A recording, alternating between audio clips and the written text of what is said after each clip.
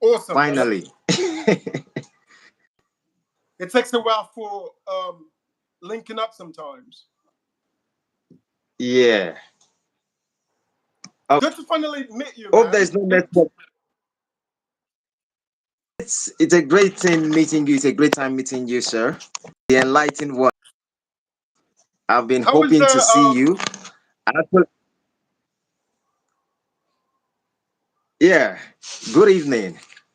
good It's a afternoon great thing actually. having you today. It's Okay, yeah, you actually told me. 1 p.m. here. 1 p.m. Oh, where are you from? I'm actually in LA right now, but I'm from Ghana and Nigeria actually. My father is Nigerian, yeah, Okay. and my mom is Ghanaian. Yeah, So I actually grew up in Ikoyi in Lagos. yeah, I actually lived on Osborne Road till I was like 7 years old. And then when my father died, I actually moved to Ghana. I actually lived in Ghana till I was 17, and then I moved to England. And I lived in England for 14 years. And from England, I moved to New York. I was in New York for 7 years. From New York, I moved to Chicago for 3 years. I moved to Michigan for 3 years. And now I'm in LA. I've been in LA for 2 years now. wow. From place It's to always place. chasing opportunities. I am the kind of person that when opportunity presents itself, it doesn't matter what opportunity is. If an opportunity presents itself and it's a legitimate opportunity and it's in Timbuktu and I research the opportunity and it makes sense, I would go to the opportunity because I feel like Jordan Peterson always said, like you cannot choose your path chooses you. And there are a lot of people who are Yeah. choosing a path that is not working for them and they go like, I want to be this. What if that's not your calling? What if that's not what wants to be you? So I feel like sometimes you cannot choose your path chooses you. I truly believe in that. Yeah.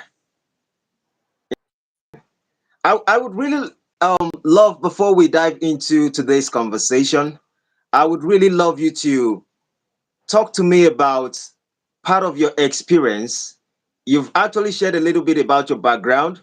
So in one way, we are brothers. So Of course. I can just yeah, tell from the time I saw your page and I started to research and I started to listen to the things you're talking about. I was like, this guy is just like my brother. Like a lot of the stuff you say just resonate with me passionately. I feel like I know you. It's weird. I feel like I've known you for like 20 years. It's insane. wow. Same thing when I spoke about you every time I'm on live and maybe I'm having a chat with the audience and my wife sees a message and she says she will just hint me on my the enlightened one is there. Like I don't know where that connection I don't know where It's that a connection genuine just comes from. connection. Trust me. Yeah. It's amazing. It's amazing. Yeah, it's a great. Please just tell me a little bit about your experience, moving from place to place. What have been your experience? And, just tell me a few things before we fully dive into the subject. Few people are joining us right now on live. We have 3 likes. For those of us who are joining, if you haven't introduction before we actually fully go into today's conversation. Okay, so for me, I've actually lived in a few places, yeah? So I Yeah. actually lived in Lagos, I lived in Accra, I lived in London, I lived in New York, I lived in Chicago, I live in LA, and I've also lived in Michigan. I just realized something about people, yeah?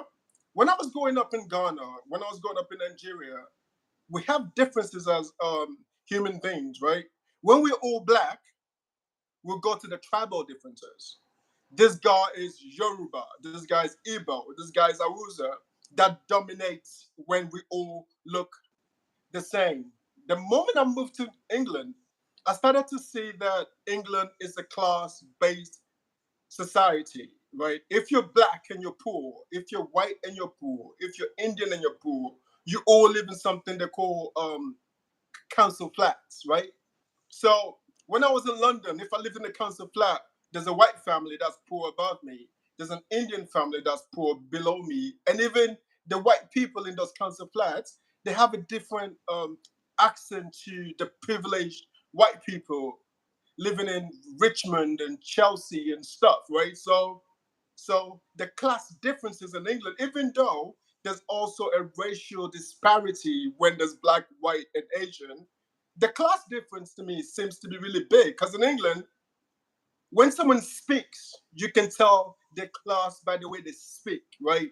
So if someone is a privileged person and like the Right. guy went to Oxford or Cambridge, they say certain things a bit different. They will say privacy, issue. Instead of saying privacy or issue, they will say privacy issue. They say things a bit differently from the way the normal Cockney person, who's also like a white person, sees that. So you can even see that within the same race, there's a class difference between people, which is quite interesting if you've been told that everything is race, which is true sometimes. Then I moved to the United States where it doesn't matter what class your race is. If you're black, you're black, right? But then again, when you see the African black people come to America, sometimes the educated, privileged African person is probably treated a bit differently at work compared to the compared to African American people. Because a lot of the times, I don't see a lot of the racism that a lot of African American people tell me. But when they point it out to you, you would see it. But if you're African and you come here, you don't even care because like I live in Nigeria, I live in America. I know white people. They're my friends. They're my neighbors. We go to the same Ikoyi club. We go to the same golf courses. We go to the same private schools. So there's no that racial thing is not in my mind as an African middle class or an African um, upper class person vis-a-vis comparing yourself to an African American person who actually never actually met white people in a constructive space. So I started to see that there's an ism in every culture. Whether you're all black, you go to tribes. Whether you're all Muslim, you go to Shia and Sunni.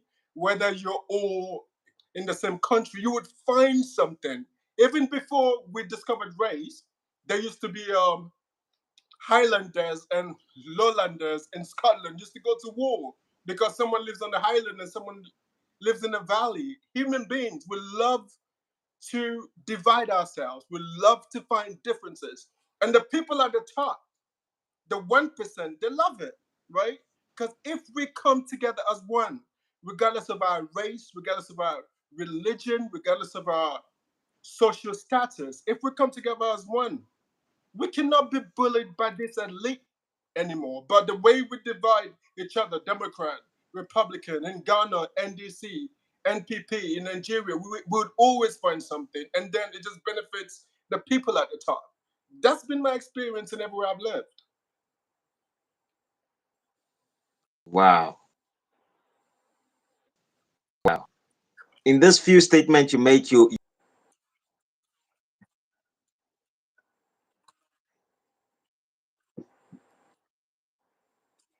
different intentions for Sunday.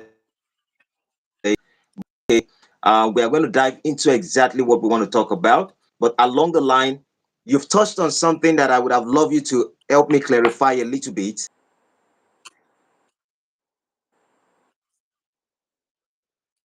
Clarity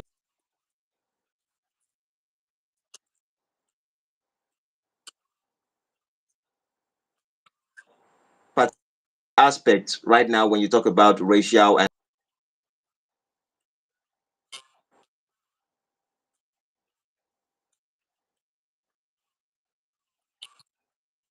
aspects so you can broaden and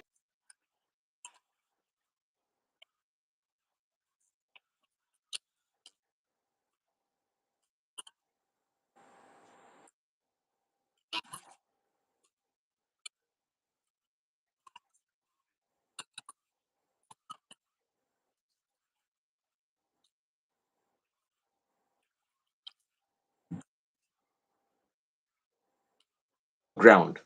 What are your cultural background? So, so, Hello, sir. yep, I'm Are you here. there? Yeah. I'm here. Can you hear me? Yes, I can. Okay, so growing up in a Nigerian home, like the Nigerian culture was my first culture because my father was a prominent Nigerian man, and he was around the time of Abiola and Awolowo. Do you remember that time? Um, this guy too. You know Yeah, Tunde. yeah, yeah, yeah. Tunde Elegbede. That was actually my I know uncle. Tunde Tunde Legbede. Elegbede was Yeah. married to my sister, Shola Ariego. That's my sister.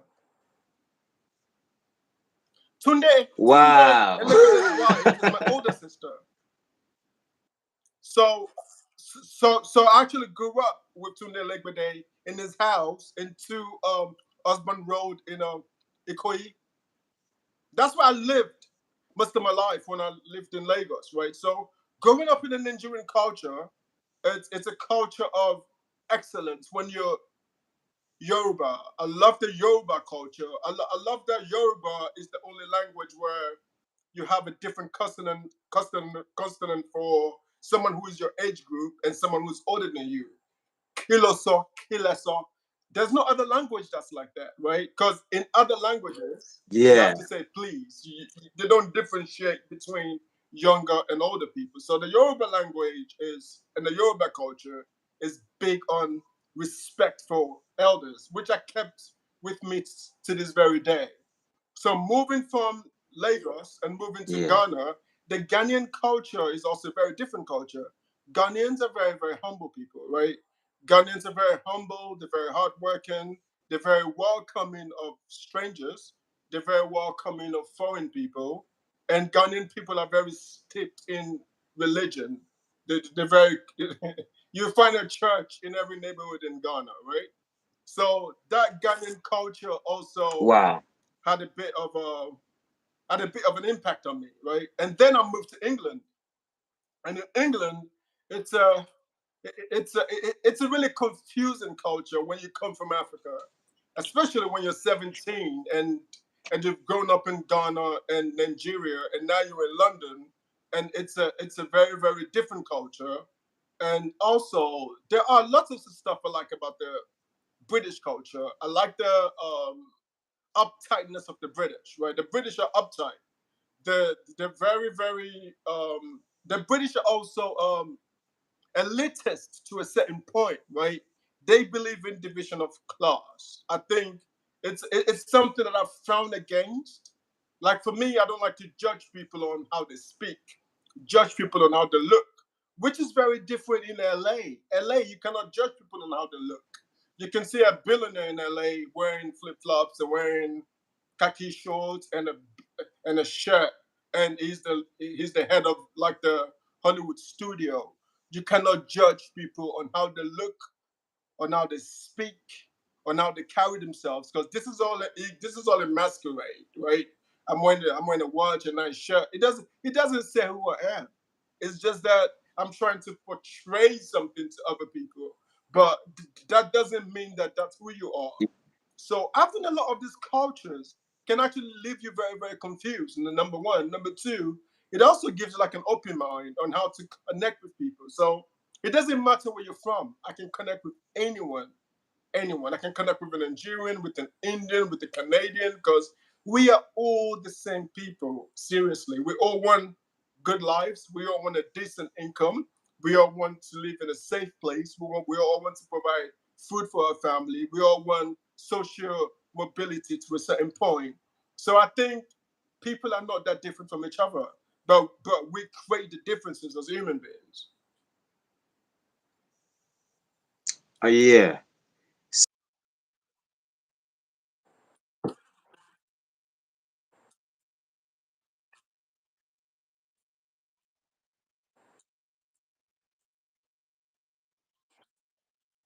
More things about how of our age and those who are elderly. And then you touched something about Ghana. And I would like about the stuff of Ghana. One of the things that I've heard, few people told me that Africans are not welcoming, and specifically they touched on Ghana. Those are the black Western people. They say Ghanas are not welcoming. Part of the conversation I once had. What are the things you've observed about Ghana that you most likely think that maybe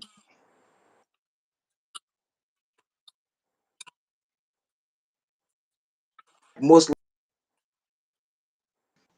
or is there any reason why you think, based of your observation, Ghanaians may not welcome certain individuals? Maybe there are things they probably do I think due to your time around I there. think personally for me, I think I find Ghanaians extremely welcoming. Yeah, but when you live in a country that wealth is not distributed properly in Ghana, to be very wealthy, sometimes you have to be connected to a party system. They've got two main parties, NDC and MPP, and a lot of people make money when they join the government, right? So if your uncle, maybe it's the same in Nigeria, if your uncle is a minister of roads and transport and you're close to him, you get some government contracts and you make some money. But when you watch Nigerians in Ghana, they're very, very wealthy people, right? The Nigerians, when they come to Ghana, they Yeah, manage to run businesses. Nigerians are very innovative people. So when you live in a country and you witness outsiders always come into your countries and take opportunities that you do not see properly, it's the same in South Africa. Anytime there's an uprising, it's the foreigners, it's the Nigerians, it's the Ghanaians, it's the Zimbabweans that kick them out. They start to kill them. They call them kura kura in, in South Africa. So there's this thing about the Ghanaians when things are not going well, they look to the foreigners, which are Nigerians, because anytime you meet a girl in Nigeria and you say to the girl, you anytime you meet a girl in Ghana and you say to the girl you're Nigerian, they automatically think you're wealthy. Because Nigerians in Ghana seem to have a special access to capital because Nigerians are very, very innovative. Nigerians are more business innovative than Ghanaian people. I mean, it's just a fact. yeah, yeah, So I think yeah. after So in Ghanaians in in witnessing the uplifting of Nigerians living in nice neighborhoods, driving nice cars, having access to opening businesses that the Ghanaians themselves sometimes struggle to open. So now you see like the young, pretty Ghanaian girl is looking for a Nigerian boyfriend, and I think this would make the Ghanaians quite angry.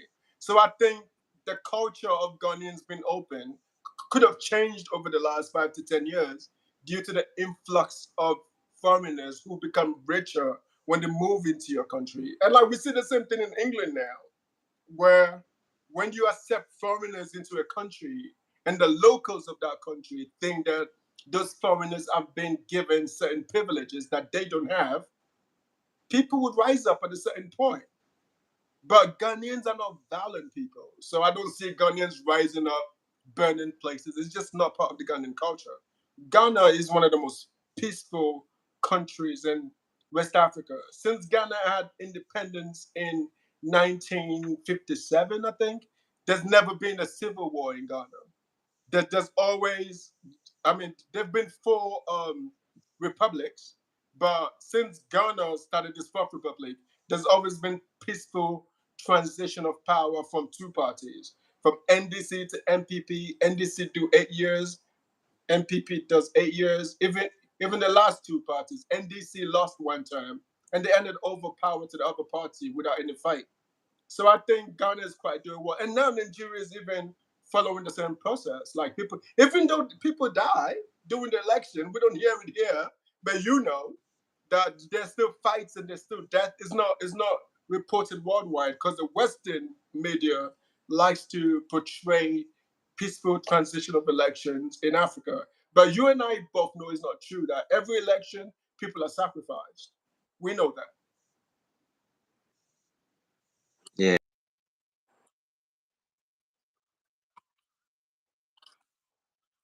further, because I promised the people that we are going to be having a conversation about culture, traditions, and religion,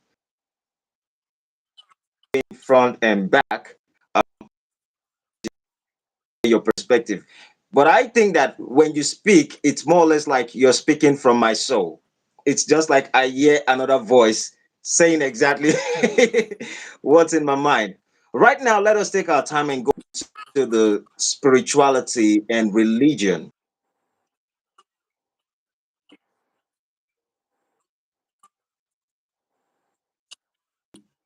in your life. When people start to talk about spirituality, I need us all to just drop presuppositions on what we think spirituality is. Spirituality is not what a lot of people think it is. Now, when you speak to people, you ask them, "Are you a Muslim or a Christian?" They'll say, "No, I'm spiritual." What does that mean? It doesn't mean anything. It just means you believe in the spiritual realm. But what do you believe in the spiritual realm? And what is that entity connected to? That's a different subject. The fact that you're spiritual doesn't mean that you're spiritual in the same way a Christian is spiritual. It doesn't mean that you're spiritual in the same way a Muslim is spiritual. It doesn't mean you're spiritual in the same way someone practicing African traditional religion is spiritual. Spiritual, especially in LA, we have openly devil worship. That's spiritual too. People worshiping Satan is there. They are spiritual. So if someone says I'm a Satanist, that's spiritual to them, because Satan is a spiritual concept, believe it or not. So your spirituality, what is that spirituality connected to, and what is that spirituality fit in your spirit? So the fact that we make this new age, we're all spiritual thing. There's nothing sexy about being spiritual. There's nothing really cool about just being spiritual. What is the entity? What are you? What makes you spiritual? What is the spirituality connected to? Because for me, before I became a Christian, I was a huge advocate of the New Age. I came from a Muslim home. My father was Muslim. My mother was Muslim. I grew up in a Muslim home. When I became 18, I became a member of the New Age, which actually helped me very much. The New Age opened up my mind to the universe, right? I was reading different books, different people, trying to find the source of life. And the New Age gave me a sense of self. But the more I kept going into the New Age, the more I started to see that some of these New Age ideas actually come from the Bible. If you believe it or not, some of these New Age ideas is actually connected to the Bible. I was telling you one time when we were talking that, remember when Jesus was walking past and he saw some fishermen and they were casting their fish to they're casting their fish nets to the left, and Yeah, they couldn't catch any yeah. fish. And Jesus said to them, "Cast the fish to the right." And when they casted the fish to the right, they got more fish.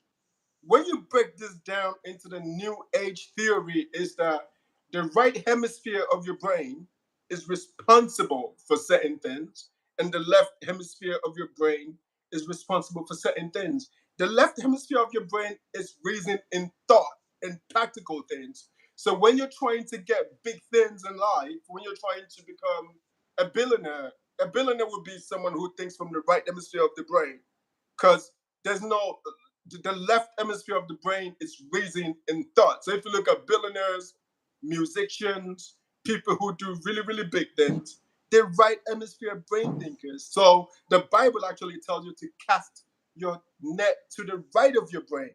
But when you're a right hemisphere thinker, you need to be surrounded by left hemisphere thinker to make your organization work, which is why we need to take people to school. We need to program them to be left hemisphere thinkers so that they can run organizations. So the right hemisphere thinker is at the head of the organization, and the left hemisphere thinkers work for him because they're practical. So if you're an accountant, you're left hemisphere.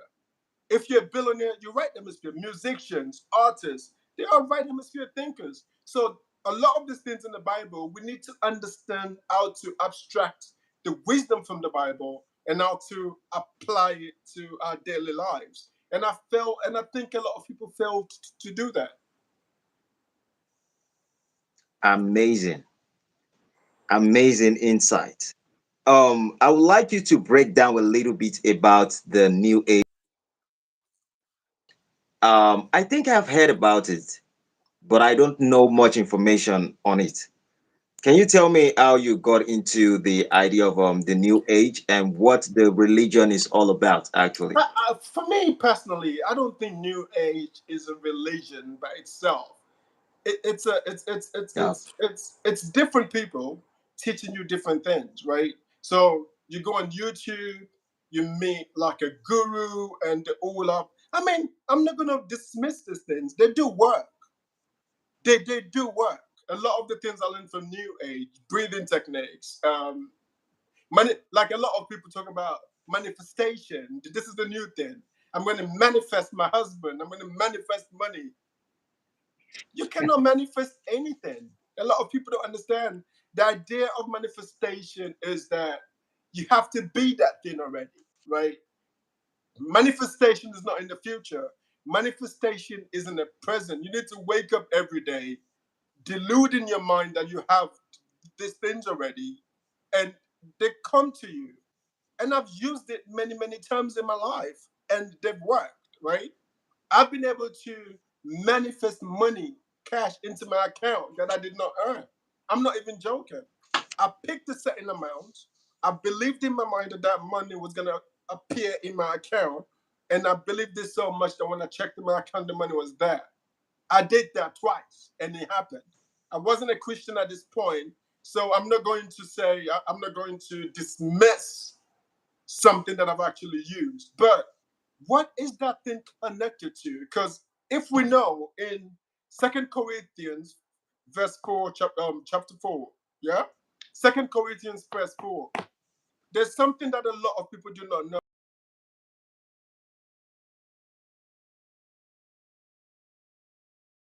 Wow. It's not run by God, it's run by Satan. So a lot of people go to religion, especially Christianity, looking for financial financial benefits to say, I'm poor, I'm struggling, I'm going to go to the church and I'm going to pray and God is going to give me money. Good luck. Because if the reason why you joined Christianity is for anything material, that's not the place to get material things from. Because to be a Christian, you're saying that you have to give up every. Jesus wasn't walking around driving in a Rolls Royce.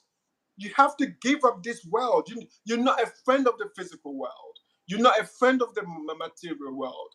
You're connected to the spiritual. So even if the things you're praying for doesn't happen in the physical world, you still maintain your covenant with God because you seek for his kingdom first and everything else shall be added unto you, right?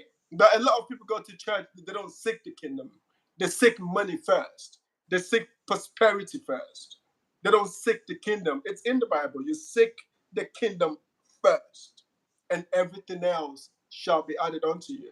So for me, I think a lot of people practice spirituality the wrong way, which is why the Illuminati, the people in high places, the Freemasons, I mean, it's a wealthy organization because they have an understanding that most people do not have. If you go to Bohemian Grove, right? They have this thing called. They have a ritual where there's effigy of an owl where they burn like an effigy of a baby to this ritualistic stuff, right?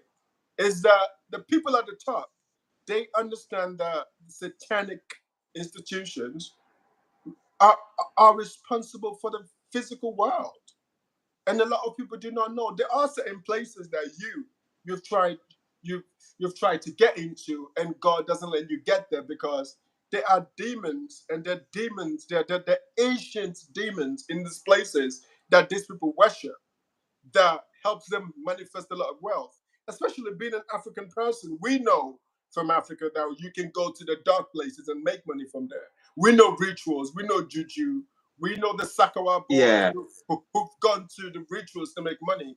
So if you want to make money, if your goal in life is to make money, go see those people. You probably make more money there than joining the church, because the church wasn't designed to make you money.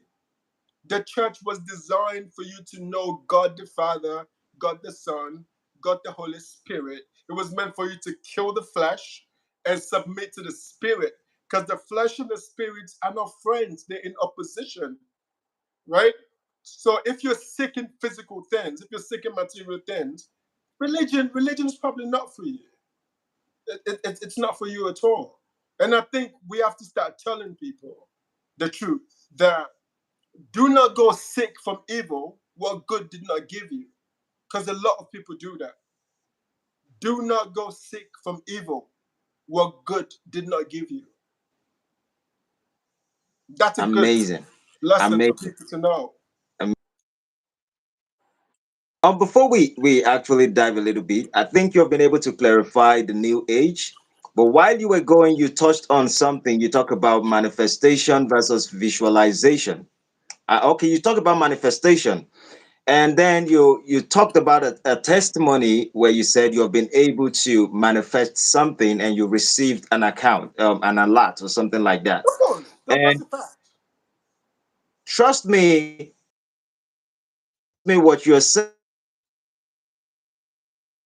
and I manifested, but I don't know. I manifested my wife. I manifested my first child. In 2016, while I was dating my wife, I told her the name of my son.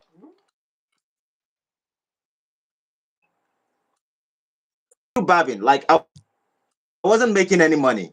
But I told her then that before I have my first son,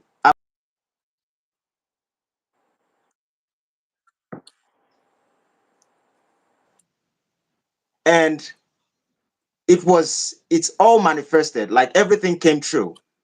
Now, the problem is that a lot of people have issues today when they talk about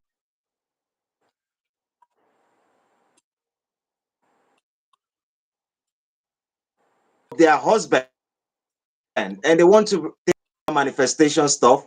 And I can see it that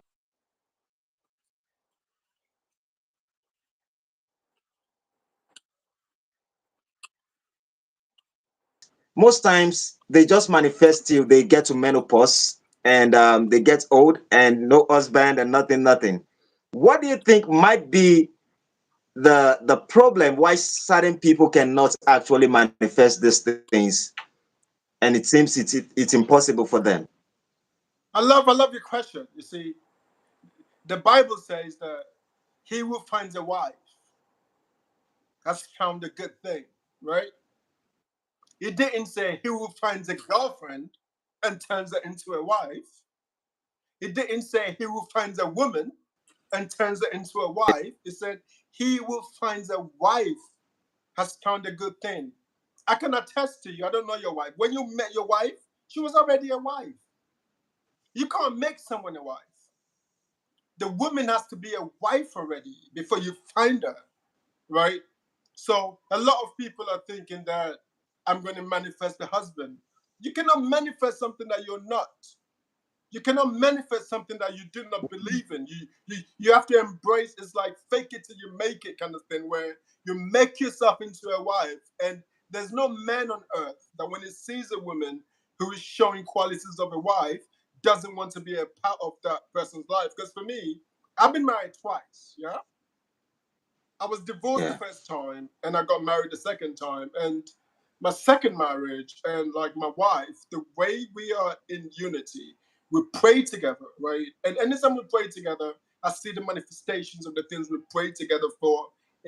It just happens because a marriage is like we spoke about, is a spiritual thing, right? You and me come together, we form a covenant, and that covenant is under God.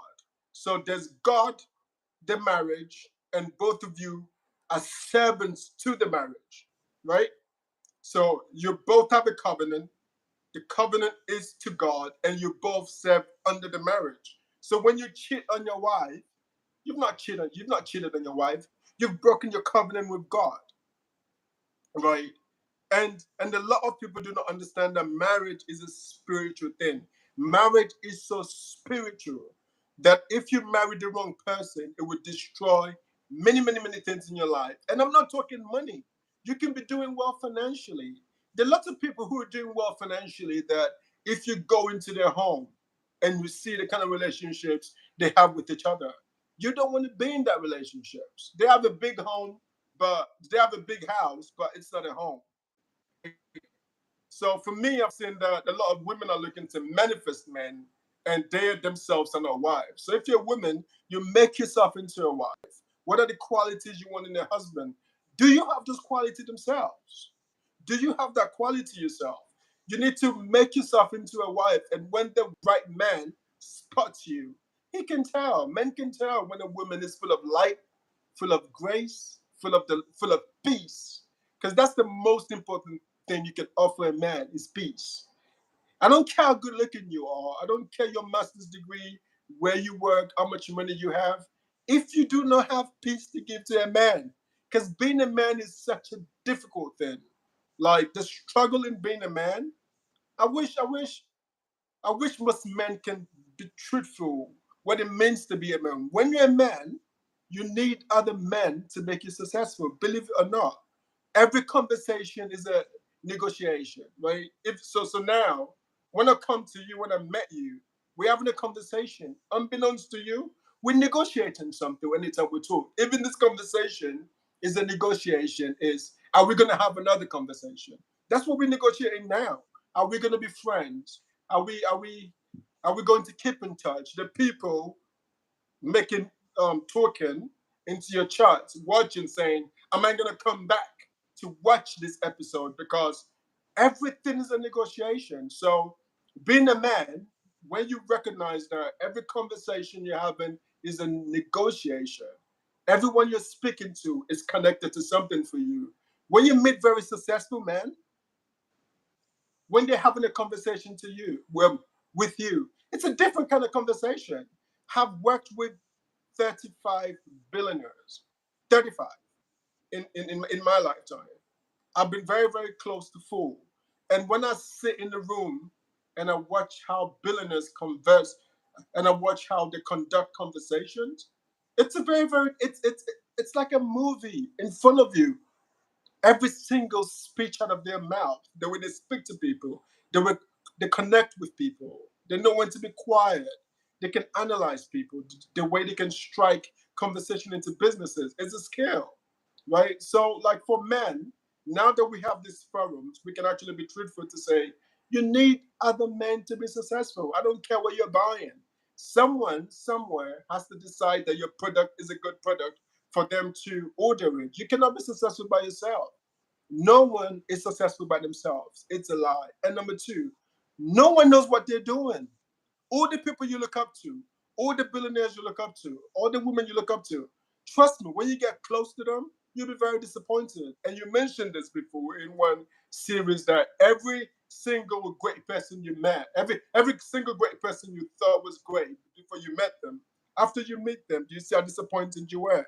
They're human beings going through their own strugglings, going through their own insecurity, going through their own character flaws, and then you realize that they're human. No one knows what they're doing. Just go ahead and do yours. Fail, learn through your failures, and move forward. And you will definitely become the man God created you to be if you keep moving forward. Yeah. Wow. While you were touching few things about spirituality or manifestation, you touched on the aspect of people being like for the men, you have to be the husband before you manifest the wife. And that means you have to have the qualities that you need as a person. In fact, one of the things I can hear you say is that, first of all, are you the right person for this kind of woman that you're actually expecting? Or are you the right woman for the kind of man that you are actually expecting? And sometimes it's kind of funny because I see a lot of people. There's this particular thing I want you to look into. There are few people that I understand that these people are cool. They are very cool. Like you would love them to be your friend, but when it comes to relationship, it becomes a little bit difficult for them to be able to handle it. And when you see them, you most likely would say, she's good to be a wife. Maybe it's good also to be a husband. But sometimes, when it comes to the aspect of them engaging with someone to have a sensible or a long lasting relationship, there's always an issue there. Do you think it is just basically because of their attitude? Do you think it's about individualistic mentality? Do you think is that just your good character might not be enough to get a husband, or do you think it's a manifestation problem to get the right I person in their really life? think that even if you manifest a husband, yeah, I've been like Rusty is saying something that I don't think he understood what I was talking about, right? But I'm going to touch on Rusty's points, and I'm going to go further. I'm when I say that a marriage is a covenant between a man and a woman, right? When I say you cannot cheat on someone, it doesn't mean that you can't cheat on someone. It means that there is a higher authority you have to answer to, which is actually higher than your wife, which is why I personally do not cheat, right? I personally has made it a vow for myself, not because I'm married, because that entity that I went with my wife to submit my marriage to scares me to the depth of my core, just to violate my marriage by engaging another woman, like another innocent woman, into my marriage, right?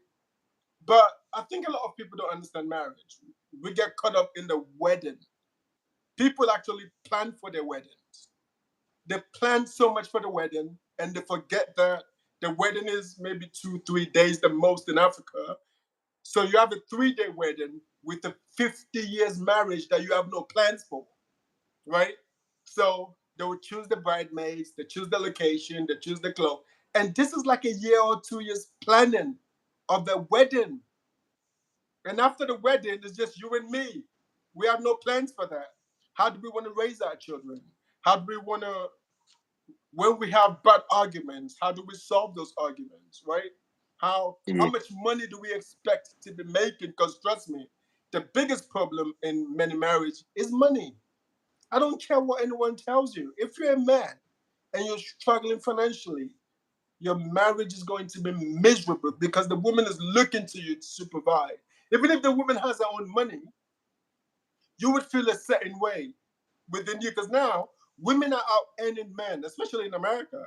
If you look at the statistics between African American men and African American women, the women are often doing way better than the men because now women have actually accepted that we can actually go outside and make our own money. So if the woman doesn't need you to provide, the woman doesn't need you to protect, the woman doesn't need you to give her money to take care of the kids, what does she really need you for?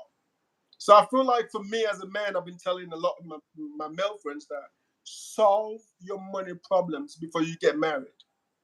It's very important to a man for you to have your own money before you get married. If you cannot take care of a woman, actually, wait, if you cannot take care of yourself, how are you going to take care of a woman? And if you cannot take care of yourself and you tell the woman, some women will go through the journey with you and manifest with you, but you have to be upfront because a lot of men play games where you don't tell the woman the truth. The woman is coming into a situation that you know you've said certain things to the woman that's a lie. A lot of men do that, right? Where you meet a man, you meet a woman, you're pretending to be something that you're not, and a lot of women will speak to this. And by the time the woman gets to know you, she realizes that a lot of the things you said to her were lies, right? So someone said one funny thing to me is that men would always be judged by the things they say, and women will always be judged by how they look. So men will always lie, and women will always wear makeup because So it's so important for men to be truthful when you're having the conversations with women. Because in the past, I've also misrepresented myself to women to make it look like my life was actually better than it was. And then you invite that woman into a union, her thinking that the union was going to be one thing. And then when she gets into the union, she realizes that it's actually something else. And women hate that situation. She would be angry. She would say choice words to you because she didn't like you actually misled her into a situation that I think she should have known before she got into. She feel betrayed. Say that again. She feel betrayed. Of course, she felt defrauded. Like you said to me that this is what you did. This is the type of money you have. This is the type of life we're going to live in. And now I we get married, and now I can see that a lot of the stuff you told me were lies. How do you think she's gonna feel? And a lot of men do this. A lot of my friends. I have lots of friends who are going through divorce, because of financial issue. But the thing about women is, if she knew that you were going through that financial struggle before she married you, women are amazing at supporting men when it comes to difficult times. If she knows, because women have ideas. Trust me. Like for me, a lot of the business that I do that I've been successful, my wife comes up with the plan in my office because I'm not the best planner. I, I'm a visionary, right? I have visions. I have huge ideas. But my wife will draw up the plan of how to get to that big idea. So I'm saying, hey, I want to start a venture capital firm. I need to raise 20 million, and I need to invest in founders. And my wife will say, but okay, how are you going to make that happen? I'm like, oh, exactly. So let's sit down. Let's come up with a plan. How many rich people do you know? Let's put their names down. 200. How much do you think each of them will give you? How do you register the bit? Like women have an amazing mind of supporting the man to become exactly what he is to become. Because there's some men who can figure out things by themselves, but when you have the right woman by your side as a man, bro, listen, your life would be amazing. It doesn't mean you don't argue. It doesn't mean you don't have differences. It means that having the right woman, like you and her, become one. So you're whole. Because like there's certain things that you cannot do properly by yourself. Like you would know that there's certain things that your wife knows that you do not know. There's certain things that your wife see that you can never see.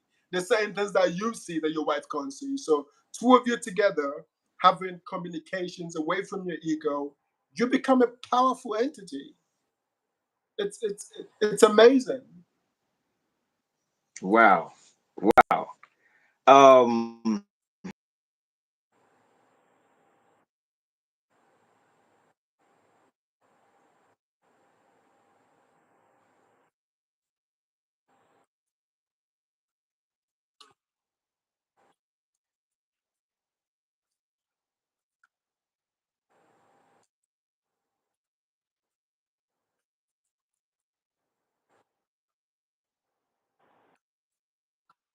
something first. Much pay attention because lands with this old stuff is like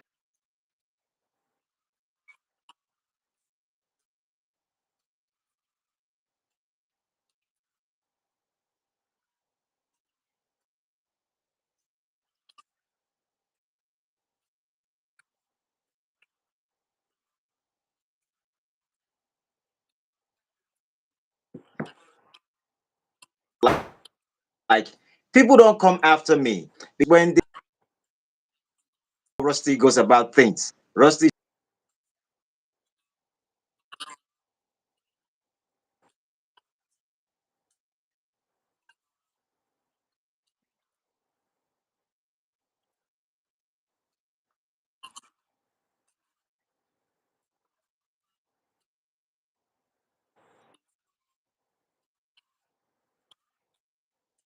So I don't think that yeah. I want to ask. You talk about you been. Are you married in LA? Did you get married in LA? I got married before. Are you married? Yeah, I'm married. I've been married for 2 years now.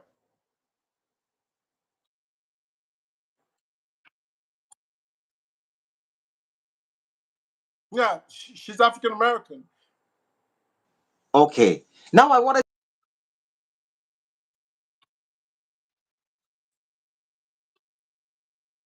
to due to your that means Nigeria and Ghana. Looking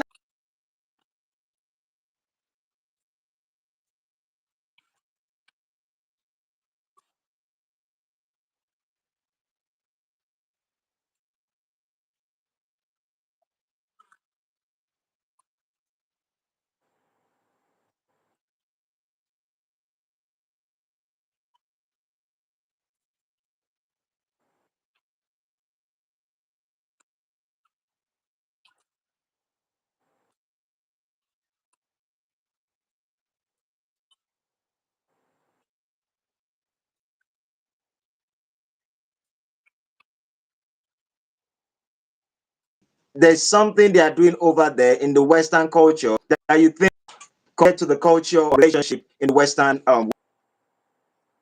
I think that African relationships are quite different from Western relationships. Yeah, your internet is breaking a little bit, but I did hear some of your questions.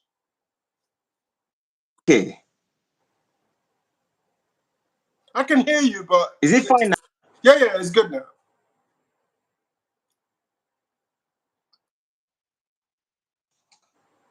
I think. Can you hear me?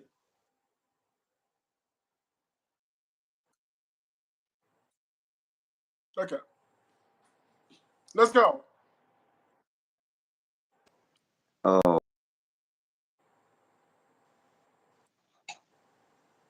is it okay now? Yeah, I can hear you. It's fine. All right. All right. Please proceed. I think for me, if you look at the idea of marriage itself, right? Like it's. I am bringing myself. You're bringing yourself.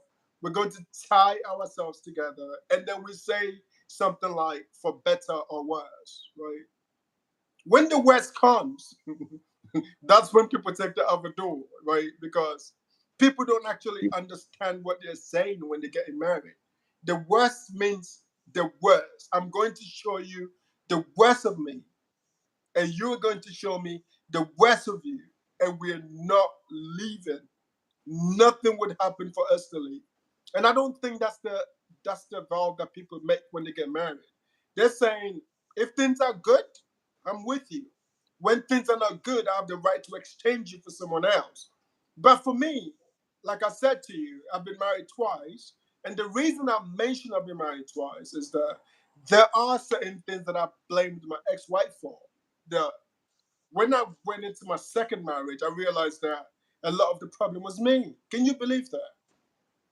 That I'm like, oh, this woman did A, B, C, D, E, F. I don't want to be with her anymore. We had a divorce. I moved on. I met someone else, and similar problems showed up in the next relationship. Until I realized that I have to do the work. That even though everyone has the problems, but a lot of the problems that I blamed my ex-wife for was actually me. And I think it was a powerful discovery for me. Otherwise, this is why you see people who've been married 7 times, because you say, she did this to me.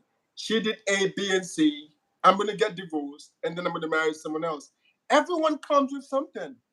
Every single person you marry to would have a very, very different problem for you. The idea of bringing one life and a second life, bringing them together as one, has conflicts embedded within from the get go. So if your husband is not beating you, if your wife is not hitting you, if they're not being emotionally abusive, if you're not being emotionally abusive, there is nothing that you cannot solve. This is me coming in, telling you from a second marriage to say that a lot of people move from people to realize that everyone has an issue. Everyone has issues, right? So you leave a man because he's mean and he hits you, well enough, but it might be a Yeah. good provider. So now you break up with him, you meet another guy who doesn't hit you, but who can pay the bills for shit.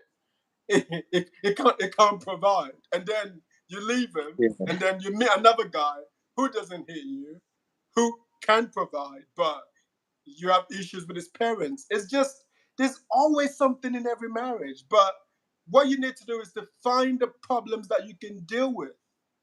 So now, my marriage, I can deal with all the problems in this marriage. As hard as the marriage becomes at certain points of the times, I can deal with most of the problem because there's honesty. Like I've been able to reveal to the person that this is who I am. These are the things I do not do well. These are the things I do well. And as we've been together for 8 years, and we've been married for two. The reason we've been together for 8 years is because for the first 5 years, I wanted to make sure that we were like a good fit for each other. But even if you dated for 5 years, when you get married, the spirit of marriage is a different thing from dating. Trust me. The fact that you had a 5 years great relationship means nothing to your marriage. The moment you tie 100. yourself together, there's a spiritual element of that marriage that will test you to your core. And a lot of people do not Yeah. understand that. A lot of people enter marriages thinking that, you look into the Instagram and people are showing themselves and their husbands in a nice vacation place. You do not know the arguments they had before that picture was put up.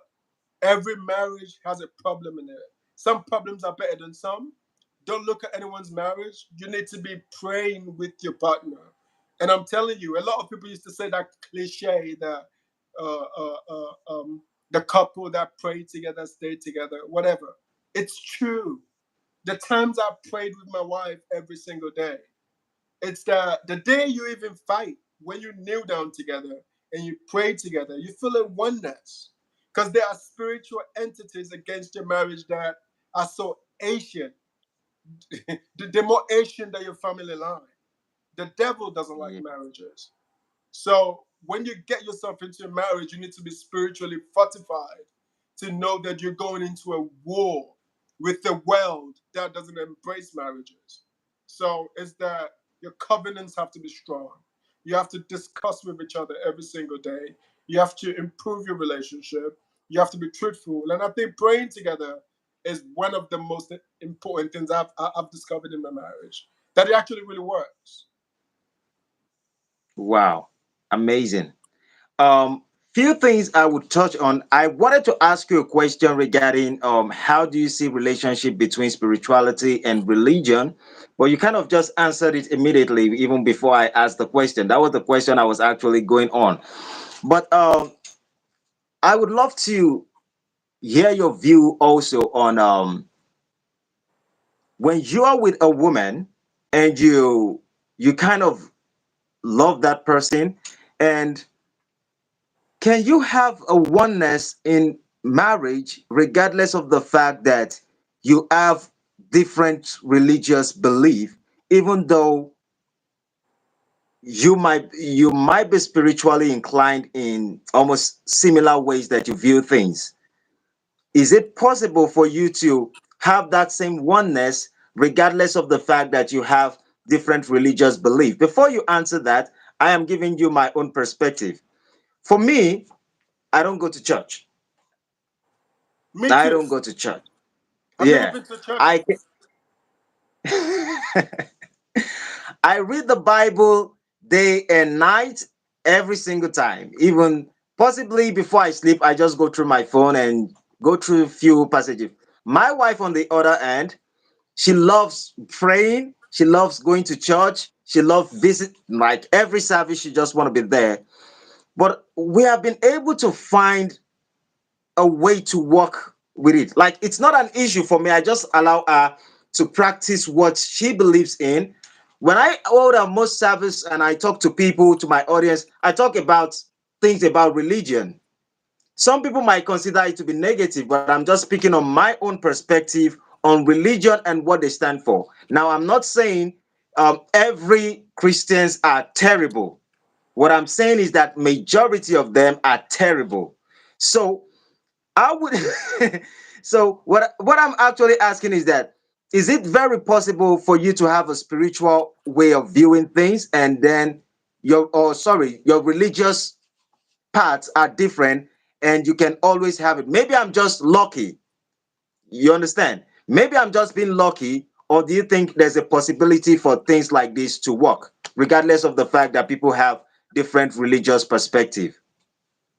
Each to their own. I think for me, I mean, before I became a born again Christian, I would date anyone. I would date someone who was Hindu, Muslim, Rastafarian. I do not care, because I feel like there is more to a human being than religion. Religion is man-made. Men Yeah. made religion, right? But spirituality, like we spoke about, is this person aiming for the highest possible good? And people can do that in different religions. Because when I met my wife, I wasn't a Christian. I was a new age person, and she was a Christian. But she asked me if I thought Jesus was the Son of God. I'm like, Jesus as the Son of God? Are you joking? Like, I know you're educated. Like Jesus, you think God has a son? Anyway, let's talk about this later. I think Jesus is a prophet. But watching this woman over 8 years, the way she prays, the way she fasts, the way she explains the Bible to me, the way she conducts her life, I'm like, this woman has a certain type of peace and glow that I'm not getting from my new age, right? Anytime I have trouble, I run to her. She holds my hands. We pray together. We fast. I'm like, whatever God you're worshiping, I want to know the entity that you're worshiping, because the entity offers you more peace than mine offers me. So I started to read the Bible. I started to read the story of Abraham. And the story of Abraham really touched me so deeply that led me to the story of Paul, the story of Jonah, the story of Joseph, the story of David. And I think a lot of people read the Bible in a very spiritual context. I say to people, read it like a story. Like you're not a Christian, you're just reading a story and abstract the wisdom you find from these stories and apply it to your own life. You would see a lot of stuff in the Bible that would blow your mind. I mean, imagine these men. They had no internet, they had no cars, they had no planes. They were in the wilderness. Like if you look at the story of Abraham, Abraham said he had a car, right? For you and I, for people saying you heard from God. I mean, when someone tells me that they heard from God, I think they lost their head. Until I started to hear from God myself, you know, to say, oh, you True. can actually hear from God. Like God said, leave your kindred, leave your father's house, and go to a land I would show you. If God told you that today, would you do that? And when God told him to leave, where did he go? He went into the wilderness. You would have thought God would take him to a beautiful place where the the land of milk and honey. He went into the wilderness, right? And after being in the wilderness, where did he go next? He went into a tyranny.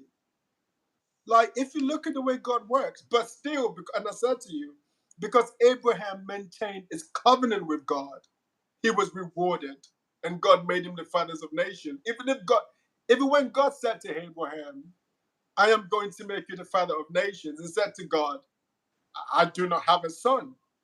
How am I going to be the father of nations?" But if you look into the Bible, when God said to Abraham, "Look into the sky, count the stars," right? But a lot of people don't realize something in the Bible. And it says that the sun set and Abraham went to sleep, which means that when God told Abraham to look into the sky, it was daytime. There were no stars in the sky. Abraham was a man of faith. He believed God so much that when God told him to look into the sky during the day, he was able to visualize and see stars because it wasn't the nighttime. The Bible is such a powerful book that if you delve deep into the Bible and you understand some of the things that Abraham was saying, some of Abraham's journey when Abraham got to Egypt and Abraham lied to Pharaoh that Sarai was his sister, even though Abraham lied when Abraham left Egypt, he left with cattle and gold because Abraham maintained his covenant with God, right? If you look at the Yeah. story of Moses, when Moses was asked to take the Israelites out of tyranny, when they left tyranny, where did they go? The wilderness, the desert, the desert. And that journey was supposed to be a 4-day journey, right? Because they were 40 days. complaining, 40, it was supposed to be 40 it was days, supposed but to be it a became 40-day 40 journey, sorry. years. Yeah. Because they were complaining, how long did it take them? 40 years. Exactly. Just because that when you're in the desert, when you're suffering, is the complaining, is the bitterness, is whatever you're going through that makes your situation worse. So when I'm struggling, I try not to complain. I try to keep my covenant with the Lord. I try to fast. I try to pray. It's easy. So the Bible is riddled with a lot of wisdom that you can actually abstract from and use in your current day. Because even I was speaking to my son, who's 11, he's like, why should I know the story of Abraham? Why should I know the story of Joseph? Why should I know all these stories? It's because it's you. It's you.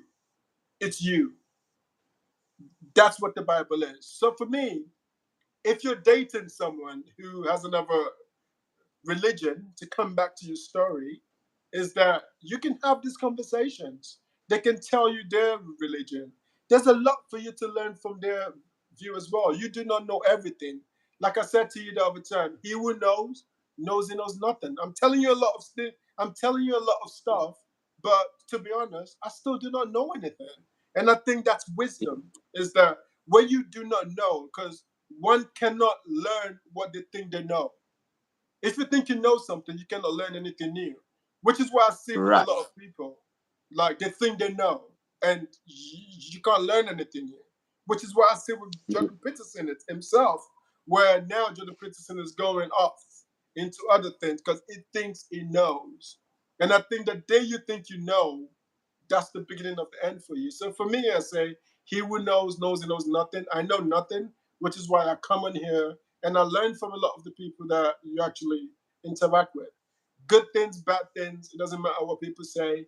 There's something for you to learn from everyone. Amazing. Thank you very much. I would give, before I dive into what I want to ask, you touched on the aspect of you hearing from God. And for me as a person, I would think since I was 8, I kind of have a gift to be able to hear few things. Like if you come to my house, I have a drawer right here in front while we talk, and I write a lot of books. And the reason is because when I lay down to sleep, then I used to read the Bible and the rest of it like I was just the Christian type of person. And then when I lay down, I begin to hear voices speak through me, some kind of voices. Now it says things that I have never read about, things I don't know, and I begin to write those things down. And sometimes it got to a point whereby I would have to play music to stop the voice from speaking. And some people will be like, when I explain it, I'm just saying it to you simply because I know you can maybe understand it. I rarely talk to people about this. I would just say I hear voices. But honestly, it's my reality. And when I started hearing the voices, I begin to indicate, and then I was able to differentiate between when the voice of God is actually speaking, when the voice of my ancestors are actually speaking, and when the voice of my ego is actually speaking. So sometimes I realize that certain individuals will be going through certain challenges, and the voice you're hearing is the voice of your ancestors, not the voice of God. But so many people would think that's the voice of God. The voice of your ancestors are voices that talks about your religion, your family, and how you can expand and create the generations to make sure you can influence maybe your community, your culture, or tradition, something like that. When it comes to the voice of God, it's something that is specifically talking about how you can reach out to be a blessing and a blessing to others. In a nutshell, it's not specifically about you, it's about a mission, something bigger than you. And when you were talking about the story of Abraham, it drew me back to that particular spot. Everyone that God has called, He never called them because of them, He called them because of others. When you said God called Abraham for the generations that He wants to create, which is the Israelites. When God called Moses, He called Moses to free the Israelites. When God sent Jonah, it was because He wants him to free is it the people in Tarshish, or what do they call them? Nineveh. Nineveh. Yeah, it was for him to go free those people to make them repent. So when Jesus also came, and the Bible says, I called my son out of Egypt, Jesus came back to the Jews and to heal them and correct the ways they think about the previous religion from Moses, or about the scripture. Now, what He was trying to do is also to enlighten them. Now, I want to ask a question. And before I go to the question, what I was able to do is, when I was able to differentiate this voice, and if I want to hear the voice of God, there are certain things I have to do. Mm. And when I do those things, I have to put myself in a different kind of environment, or a Mm. different kind of zone. And Mm. when I find myself in that zone, I just do what I need to practice. And after a period of time, the voice comes. And Powerful. then I begin to write everything it's saying. So with that, I was just like, Powerful. maybe I should just step away from most of the bullshit I hear from churches.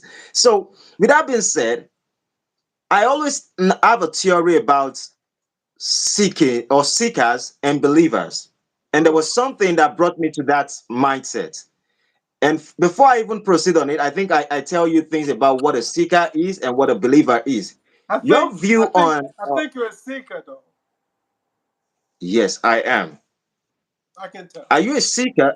Are you Yeah. a seeker, or you're a believer? And can you expatiate on why you're any of those? I think seekers are alone.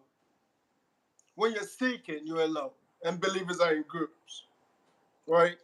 Oh, So but you wanted to say something? no, no, you kind of changed something. I picked a point. When you're a seeker, you have to be prepared to be alone. I believe like you're one of the chosen ones. When you're chosen, you're a seeker and there's a lot of suffering involved. You're going to spend a lot of time by yourself. A lot of people are not going to understand you. You're going to suffer. You're going to pray, and there's no breakthrough to your suffering because your suffering has a time limit, and there's a time where that suffering would end because that suffering sharpens you spiritually to be able to offer the word God wants you to offer to other people. Because without suffering, there's certain things that you would not know. So a lot of people say, I want to know God. I'm like, welcome to suffering. Because that's how you know God. It's through suffering.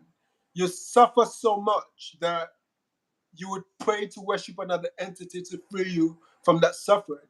Because if you look at the story of Job, when Job was doing well, when Job was wealthy and stuff, and God and Satan had a bet, and God was saying to Satan, "Look at Job. He's such a faithful and honest guy. He worships me." And Satan said, "Oh yeah, things are going well for him. He has money.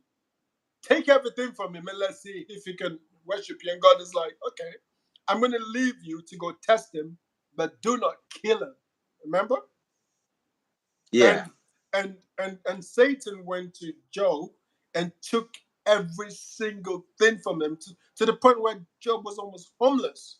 And Job's wife said to him, "I think you should curse your Lord, like and curse die. your Lord and die." But Job's covenant with God was so strong that when God brought him out of it, he even had more wealth than he had before. So seekers is a very lonely journey. when you hear from God, you're a seeker. You're there by yourself. But believers need to be a part of a group. So for me, when you're a seeker, you need to embrace a lot of pain. Because for me, when I hear from God and I tell people, sometimes they laugh at you.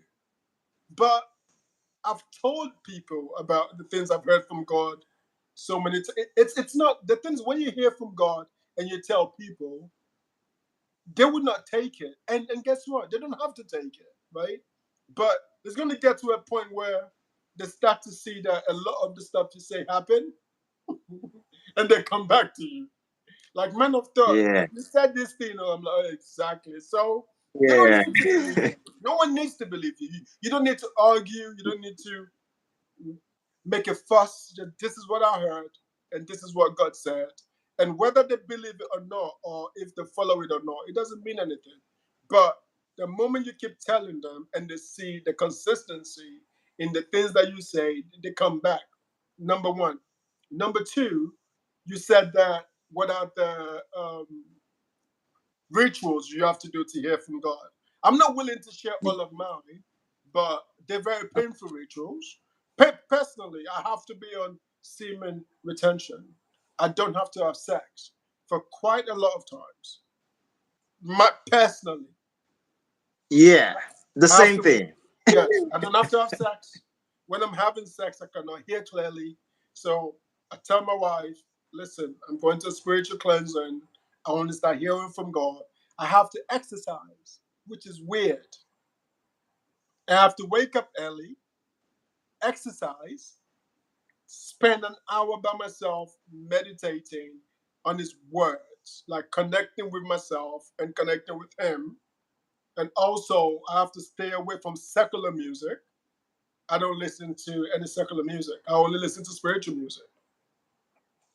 Oh. Right. You want to say something? You're like a different part of me living in a different world. You know, in our conversation right now, certain individuals might think that we have talked about anything. Like you and I, we have spoken on anything before. I don't even know you. I don't know you. I don't know you.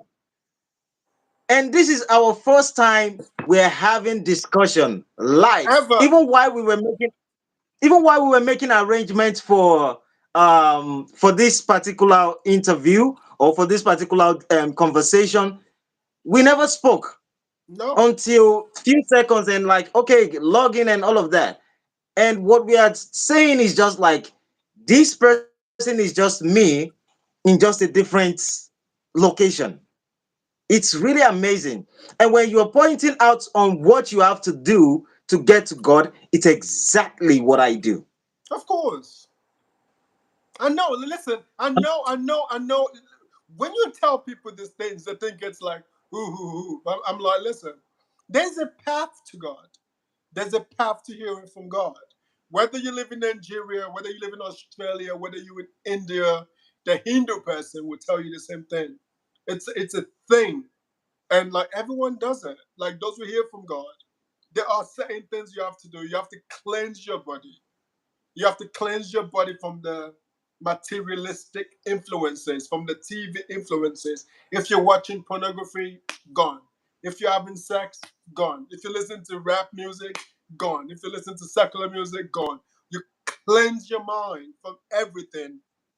Go on the walk in the morning. That voice would hit you. I stopped drinking alcohol 13 years ago because I heard from God clearly. I was on a plane. I was on a plane ride from Chicago to New York, and there's a festival in Chicago called Ghana Fest. It's a festival for Ghanaians. I had great Hennessy and stuff. I was lit, and then the next day I'm traveling back to New York, and I was just on the flight, and I was hearing, bro, something was trying to connect with me on that flight, and I'm thinking maybe it's the alcohol, because I'm still a bit buzzed. I heard a voice. The voice is as clear as me and you speaking. The voice said, grab your Bible. right? And I travel with this Bible every time. I've never read it before in my life. Listen, the Bible is here. It's a very old Bible. Yeah, I bought this Yeah. Bible for myself in England in, let me see, in 2002. Can you see it? Yeah. Yes, I can. So I've had this Bible since 2002. I bought it from W.H. Smith in Richmond in England for £1. I keep it. I don't even read it. So that day I was on a flight and I heard this voice. The voice said, "Grab your Bible and make a covenant with me that you would never drink alcohol again." I was like, this must be the alcohol speaking. Because I'm not gonna drink. How am I gonna have fun? How am I gonna engage with people? Because I've been drinking all my life, and I'm like, I'm not gonna do that. And then I heard the voice again. At this time, we're having crazy turbulence, the worst turbulence I've ever had, like on a plane.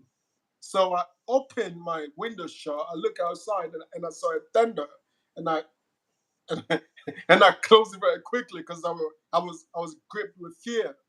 So I grabbed my Bible and I said, Father, I pray that in the name of Jesus, that if you land this plane safely in New York, I will never drink alcohol again. The plane stabilized. I landed in New York and I said to my wife at that time that I'm never gonna drink again. And she was like, yeah, whatever. She just ignored me, right? So the next day, my son was turning 1, and I was taking my son to a party in a place in New York called Central Park, right? So I took my son to the party, and I had a group of friends at the party. They were like, the moment they saw me, they were showing me Hennessy and Courvoisier, like, hey, Johnny, come drink. And I said to them, oh, I drank yesterday, so like I don't feel like drinking today. So I stayed in the party for like an hour. The moment we left that party, my ex-wife asked me, like, hey, what happened to you on the plane the other day? You know why? Because that was the first time she's ever seen me turn down alcohol in 10 years. That the day I told her the story, she didn't ask me anything. The day I turned down the alcohol, now she wanted to know the spiritual experience I've had. So that was the first time I heard from God. And I heard from God consistently since God has even used me to prophesy to strangers I did not know in St. Lucia, in New York, and I would get a word for someone and I would go up to the person. But what God does when He's giving you a prophetic word for someone is it tells you specific things about the person that there's no way you would know. Because Yeah. if you come to me and you say to me, oh, you hear from God and you're a prophet, I'm African. I see a lot of fake prophets in Africa and Ghana. I'm not like, listen, take that thing somewhere else. I don't believe you. But if the person tells you something so specific about yourself, now, now they have your attention. So sometimes God gives that person something very specific. When they say that to you, now they've got your attention. So I think for me, like hearing from God, sometimes I don't hear from God like constantly. So since I've been in LA, I've not heard from God properly for 2 years. But 2 weeks ago, I started to hear from Him again. So because I've been practicing my rituals again, I've gone back to semen retention. I've gone back to fasting. I fasted for 40 days. I do water fast for 40 days in the beginning of the year. I did a 7-day fast yesterday. I'm about to go on. I fast quite a lot. I do 21 water fast. I do 40 days water fast just to cleanse the body, to cleanse the flesh. Because when you weaken the flesh, the spirit becomes strong, right? Which is why I Yeah. have certain rituals I do to be able to connect with the transcendent and get the prophetic hearing from God to help myself and people. So, Wow. Sorry, let me ask a question. Are you a pastor? no, I'm not a pastor at all. I'm not at Okay. all. I'm not a pastor. A lot of people ask me if I'm a pastor. I'm not a pastor. I don't listen. Like I'm not gonna lie to you. I don't want to go through I do not want to be a pastor, to be honest. Yeah, I love business. I'm a venture capitalist. I like investing, and I love also being like a coach, a life coach of helping people navigate the complexities of life. To put it in a box and being a pastor means that I can't help other people. Like I just Yeah. want to help Christians. I want to help Muslims. I want to help new age people. I want to help. Like I think I have a passion to help people, but whether I'm going to be like a pastor and put myself in a box, and I don't know. If God calls me to be one, I'm actually open to it, but I'll see. Why did you ask? No, it's the same thing. People kind of call me prophets. In fact, in my estates, in my environment, people call me vision. Vision simply means when I tell the people this estate is over 500 acres of land and we have buildings everywhere. And so whenever I speak, people just feel like this guy doesn't know what he's saying. But when I tell you this is what is going to happen, and it happens, so naturally people just pick me as vision. So when I speak in the estate, they just say, "Oh, this guy." The only problem is that they know I don't act like a religious person. That's just the difference. I don't act like a religious person. So a lot of people felt like maybe I'm into traditional stuff. So people felt I'm into traditional stuff. I don't hate traditions, but I think that there is this aspect of diabolic part of traditions, and I don't want to engage myself into stuff like that. So, We but we naturally, people just we know why. yeah, we know why. Just like you touched earlier on, if you want to be wealthy, there are a few things you can do, and you become very wealthy. This is why I say to people that if you can hear from God, you can also hear from the devil. If you're chosen by God, you're chosen by the devil too. The devil wants people who are chosen by God. So anytime you say I'm chosen by God, I'm like, you're chosen by the devil. You can hear from God. You can hear from the Yeah. devil. So you have to be very careful and know who you're hearing from. You have to fine tune your hearing because the devil disguises himself. The devil is not going to come to you as the devil because you recognize him. The devil is going to come to you as a bright light of good and tries to influence you. I had a covenant with God that I've broken because an entity came to me that I thought was God, that wasn't God, that led me to break my covenant with God. And this has been the Mm. honest truth, right? So I think for Yeah. those of us who say we hear from God, we need to also know that we hear from the devil. Because you cannot hear from God without hearing from the devil. And for those of That and I see videos on YouTube and they say, oh, the chosen ones. Well, if God chose you, Satan chose you too. Because Satan doesn't want the people that God doesn't want. Satan wants the chosen ones of God. So you have to be really, really careful with this religious thing and with this spiritual thing that people open up themselves to without understanding the consequences of spirituality. Spirituality has consequences. you touched on something earlier when you talk about believers and the seeker. But when you speak and you talk about religion, and I think you accept yourself to be a Christian. For me, I was born in the home of a Christian, and I always tell people this that when people ask me, "Am I a Christian?" I will just tell them, if my life does not reflect the act of Christ, I don't think I deserve to be called a Christian. So I Amen. try to put myself, yeah, that I try to put myself in the best way I can. What Christ has actually shown, that's what I try to imitate. But I dislike, and maybe it's because I'm in Nigeria.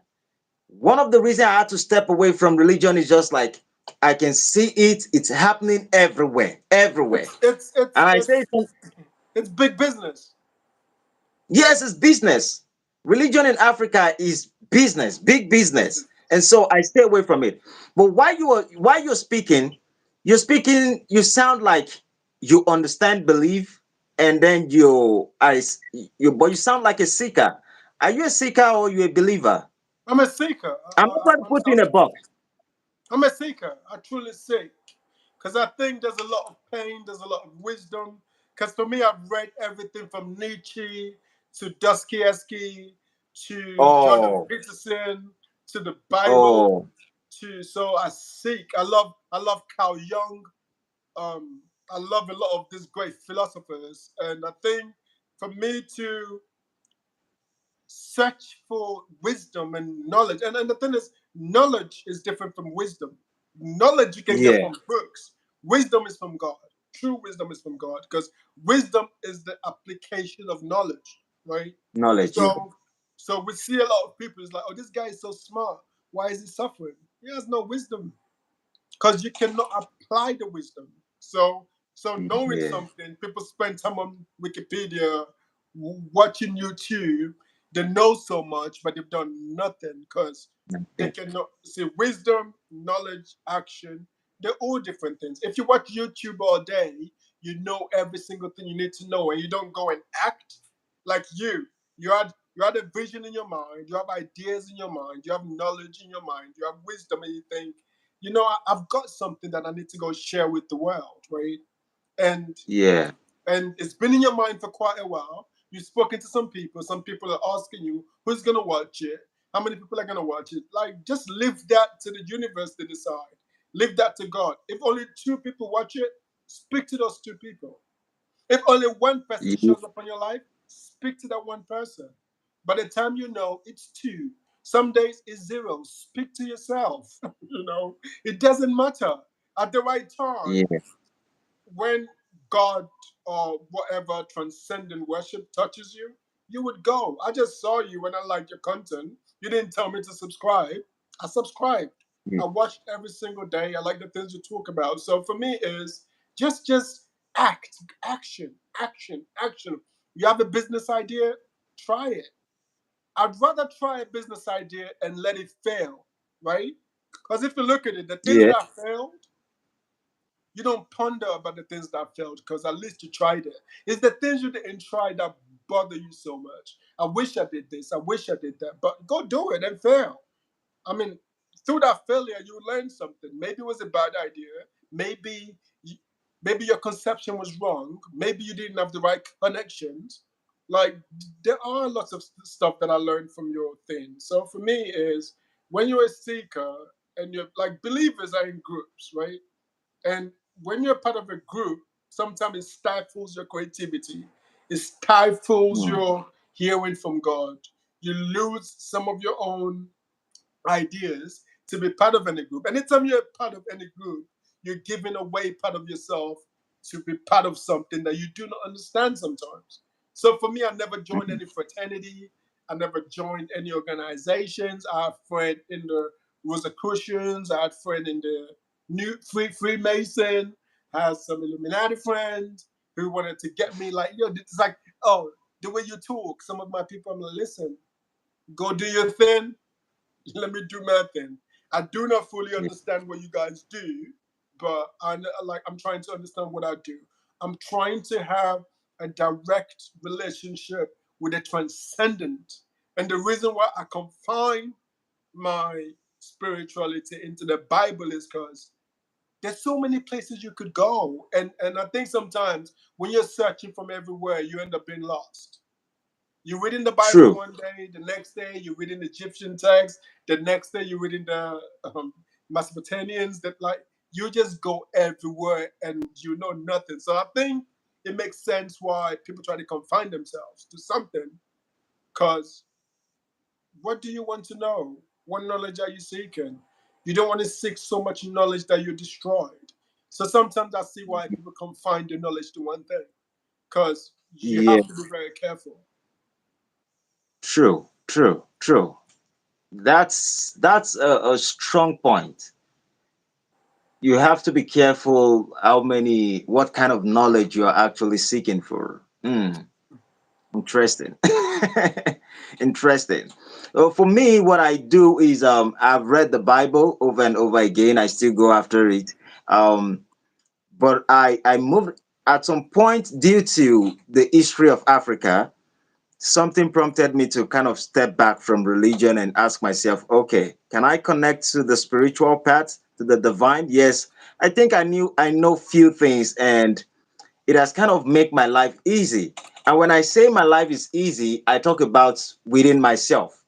So whenever I face any challenge, whatever the challenge is, like when I talk to people and I say I go to prison, when I was in prison, it's just an experience. Like, okay, I'm just here to see whatever is going on. There's something here that the universe wants me to learn, and I'm open to every lessons in this particular area. Now I detach myself from the painful experience and I put myself in the experience of learning rather than why will I be here? I shouldn't have fought for these people. So I know how to do that. And in that way, I kind of have peace within myself.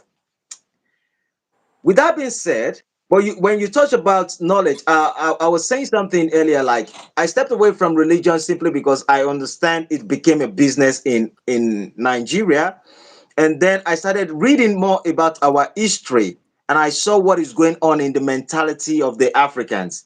That the believers, they now believe not in what Christ Himself was actually preaching. They now believe in pastors, and like you said earlier, you cannot focus on the spiritual things and then you focus so much also on the material stuff. Are you getting me? Mhm. Like the spiritual thing is like it shapes you not to be able to focus so much on the materialistic things. In a sense, you touched on it earlier and you said something that you like investing, and you said something about capitalists. You like to invest in all kinds of stuff and the rest of it. I do the same thing. When we now speak about spirituality and we speak also about people being aware of material gains, some people would say you are doing well. At least the life you live right now, most people wish to have it and they don't. It's sad. How can you tell them that? How can you tell them, okay, this is a way for spiritual paths, and the wealth I'm able to accumulate with my life, here's how I have been able to separate both of them. Okay, so for me, finances is one thing. Like everyone is looking for money. Like when spiritual people try to negate money as it's not important, they're all lying. It's a lie. Money is important. You need it. We all need it, right? But how do we combine our spiritual self to the materialistic pursuit of money, right? So for me, when I was pursuing spirituality in the beginning, it was my understanding that the more spiritual I became, the more wealthy I became. The reason is when I became spiritual, there was something blocking my view. There was a veil. Before I became a born again Christian, there was a veil that blinded me that I couldn't see properly. I couldn't see people. I couldn't see opportunities, right?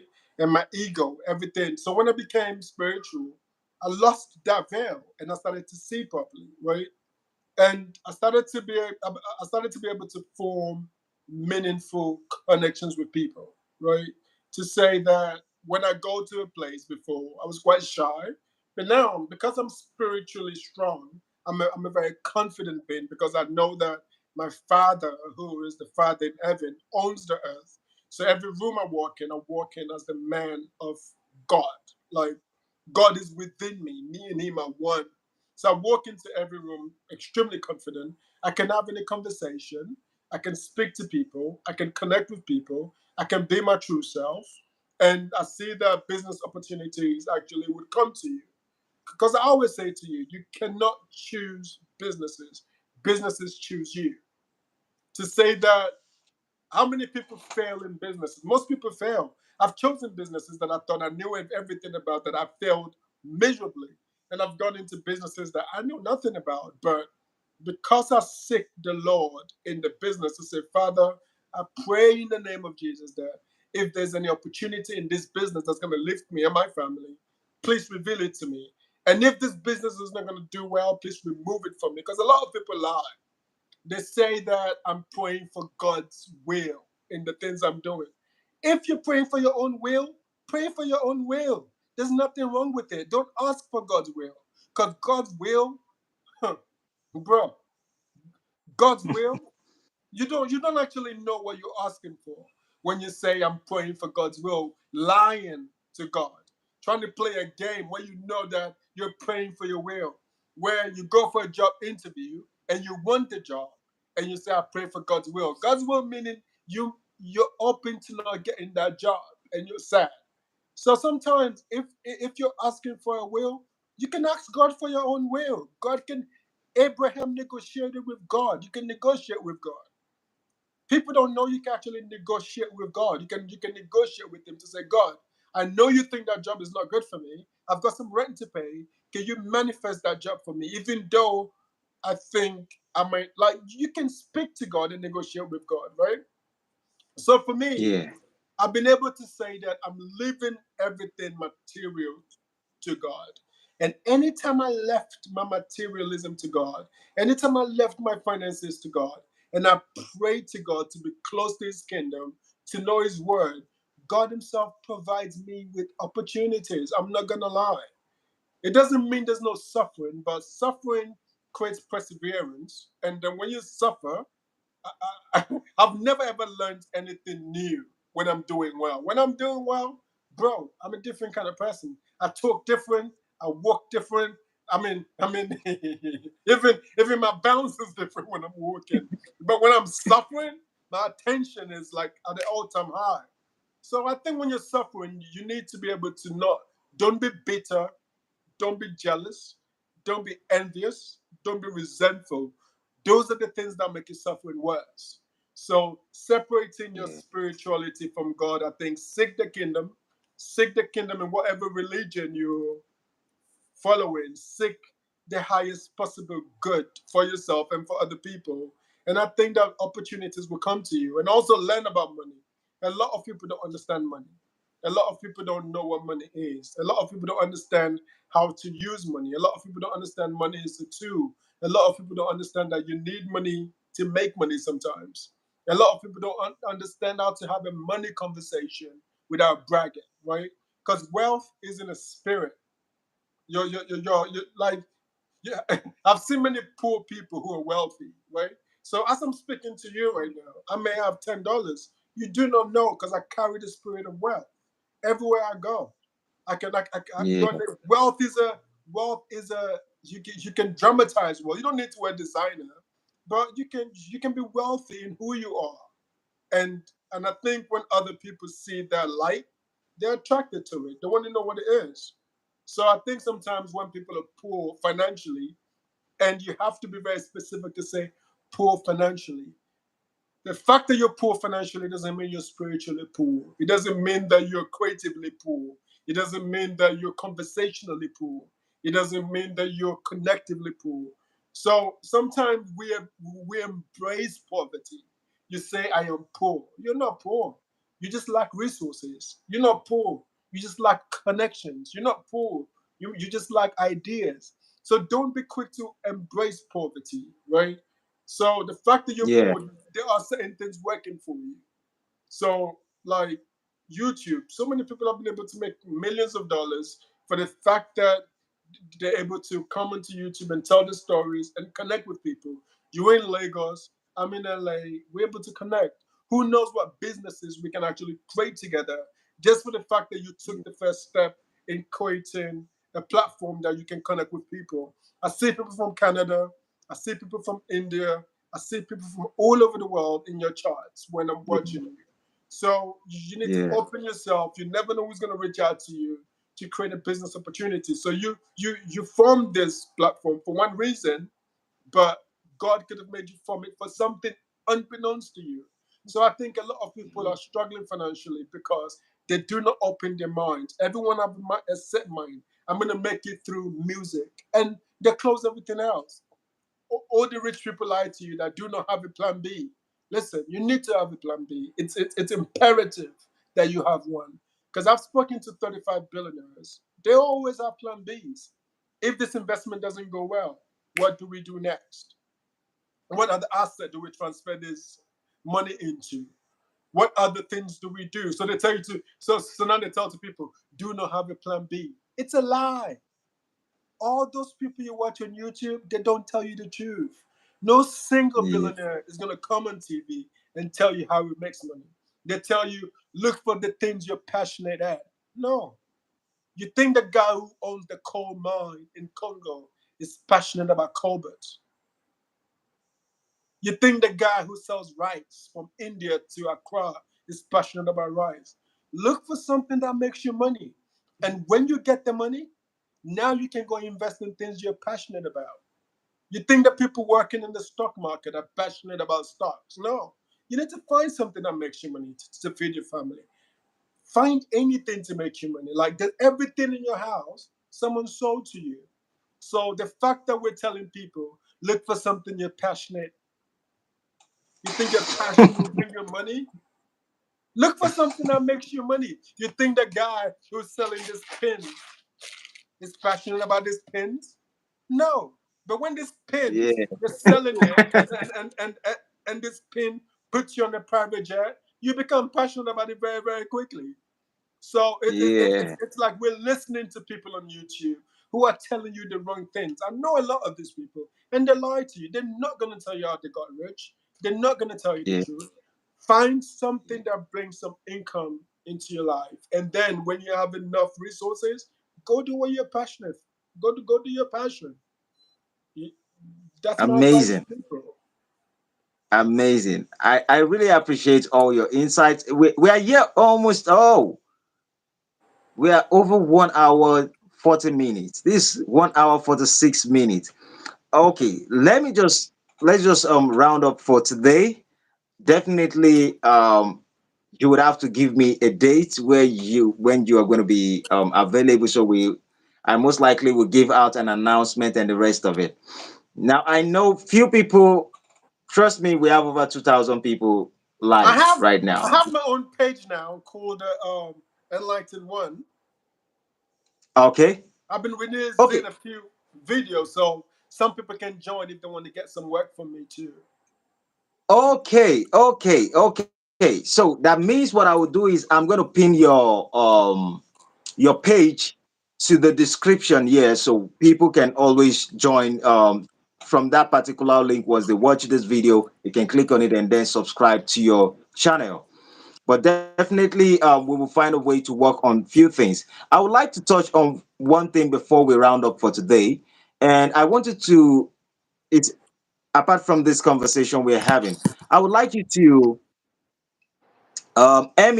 Emmy Rowan says, I love the channel and conversations. And so there are a lot of people appreciating everything you're saying. What I would want you to do for me is I would have loved you to touch on a little subject regarding Africans and Black Americans. And thank God you're there. What would you think that they can do as from Black Americans to be able to have good relationship with Africans? Because realistically now, you embody both things. So I am only speaking from the African perspective. Actually, You already see, I actually you don't have already, embody both things, to be honest. no, I mean you have been able to see both of them, the reality in both sides. So when you look at Black Americans, for example, let's just use that for today. Then maybe subsequently, when we have more interview conversations, then we can actually go into it. For those who are in Western culture, who are blacks and are trying to come back home, what do you think the lifestyle that they most likely will be having over there, that when they bring it to most of this African culture, people might be irritated and they might not be welcoming? And those are the things they stand upon, and maybe that's what makes them black in the first place, that they are proud of. I think for I me would just, personally, I see two things. Africans have yeah, a lot of self-esteem, yeah, and I yeah, think African Americans, apart from Nigerians, have confidence, but I think African Americans don't have as much self-esteem as African people, right? But African mm, Americans have confidence too.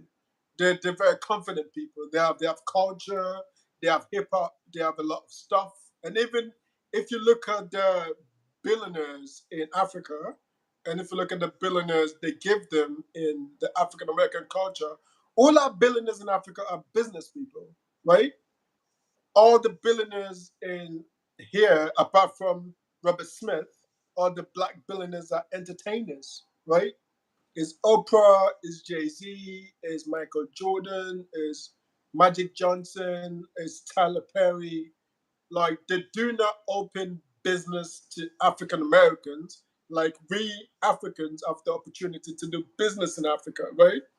And I think a lot Yeah. of African people, if we had understood if we understood Africa, I probably would not even be here if I knew what Africa was. By the time I knew what Africa was, I was 40 years old because I was miseducated in Africa to think that there was greener pastures. I mean, I've done well for myself because I've been able to assimilate and learn a lot of stuff about the West, and I'm able to break through racial barriers. I'm able to break through class barriers, not because of America.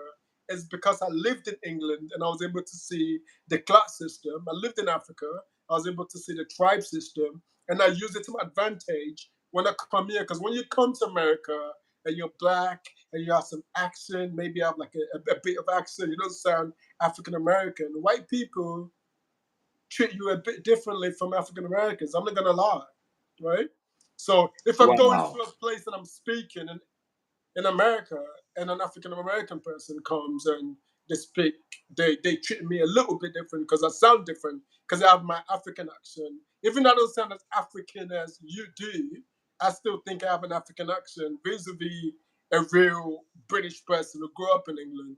We sound different, right? So for me, when I go Yeah. into a place in America and I start talking to people in my accent, they look at you like, don't look back. And because you sound cool, you sound a bit polished, you sound a bit Me? sophisticated. No, I'm not Me? lying. Really? Yeah, I get opportunities in America that an African American might even struggle to get. Even when the police stops me and I start talking to him, we have a different conversation because I have self-esteem and I can speak. I'm like, "Good morning, officer. How are you today?" But if it's an African American person, it's gonna ask, "Why did you stop me?" I don't give a fuck why he stopped me. He has a gun. I don't. I'm not gonna argue with him. The guy has a gun. I don't have a gun. It just stopped me. Let's talk about this in court later. I'm gonna comply with him, and then if I have a problem, I speak to my lawyers. But that's not the place for you to argue with him. He could have just had an argument with his wife. He could hate black people. I don't know what's going on with him. The moment he shows up, I'm according him the utmost respect at that point because I want to go home to my wife and kids. That's my priority.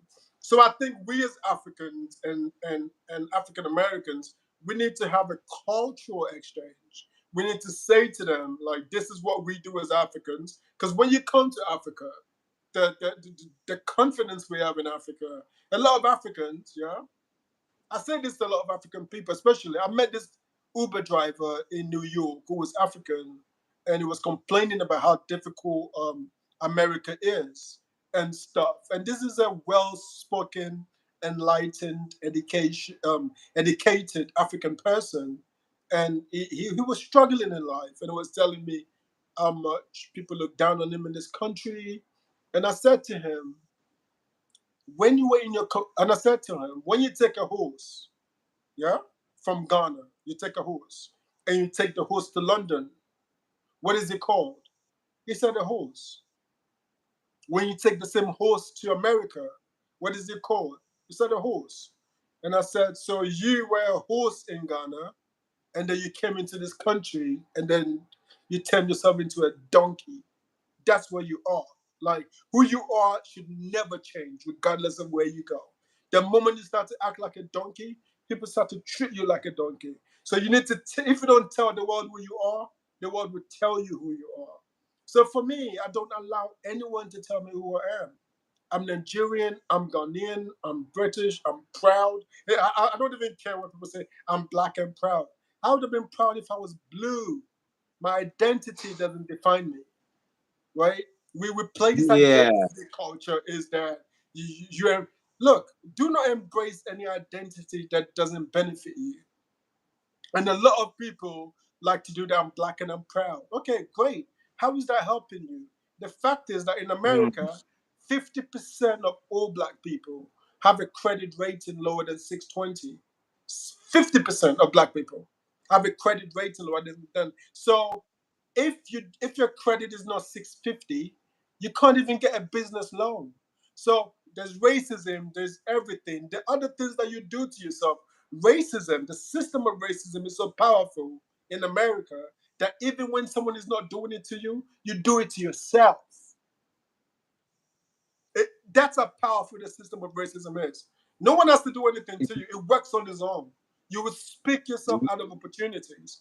And Africans don't do that. So I think the marriage between Africans and African Americans now, we're getting to know each other. When we start having conversations, we start telling them about Africa. They start telling them about the problems that we're having. Nigerians are the wealthiest immigrants in America. Nigerians, they're one of the wealthiest immigrants. Why? Because they have self-esteem, they have education, and they know how to penetrate places. You put a Nigerian anywhere, it would come up with something because it's in the Nigerian DNA. Ghanaians are not the same, but why Nigerians? Because the Nigerian confidence, the Nigerian self-esteem, it's a huge thing. So people look at Nigerian for why can Nigerian do 419? Because they're innovative. And it's the same Nigerian that will be the mayor of something. It will be the guy who owns Calendly is Nigerian. And the guy who did the biggest fraud would be Nigerian because Nigerians are just innovative in every space. And I think the marriage between African Americans and Africans, let's start having conversations. We're going to take over. So Wow. it's a beautiful thing when you speak to African Americans. They have real experiences, and I think Africans need to be very very compassionate to the African American experience. It's a real thing.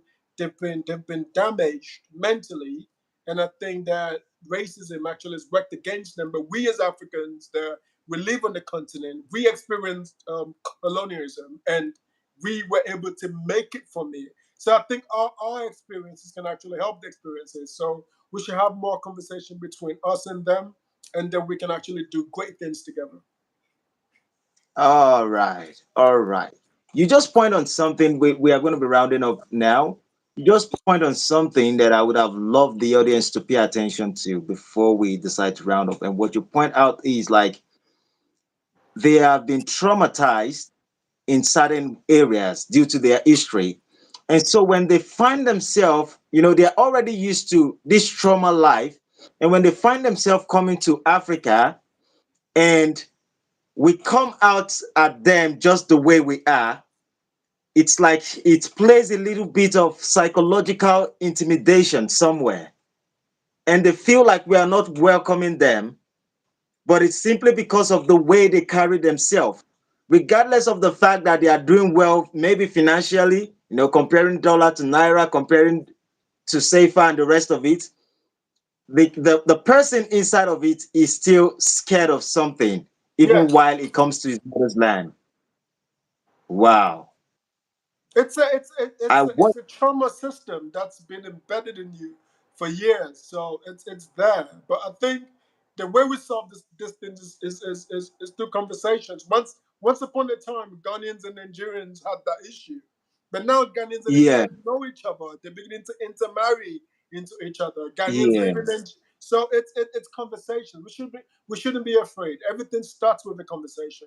So the more we have in these conversations, the more you're talking about the problems African Americans are having when they go back to Africa, and the more Africa. you understand the problems African Americans have had in America over 400 years, you would be very, very empathetic to the problems they've had, and you would know how to deal with African Americans when they come.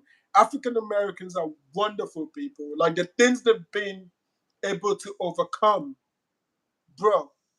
I don't know any set of people that can overcome that kind of stuff. The things African Americans have able, they're not even united. The things they've been able to overcome in America, I don't know any set of minorities who are able to overcome the kind of stuff they've been able to overcome. They're wonderful people. They're amazing people. They're innovative people. But they do not control any segment of the economy in America. In America, the Jews run Hollywood. Even the rap music that they do, they don't run it. Hollywood runs it. Jewish people run rap music, whether they believe it or not. Italians run this segment. The Greek run this segment. The Wasp run this segment. If you go to real estate in New York, the Jewish run it. Name one industry that African Americans run.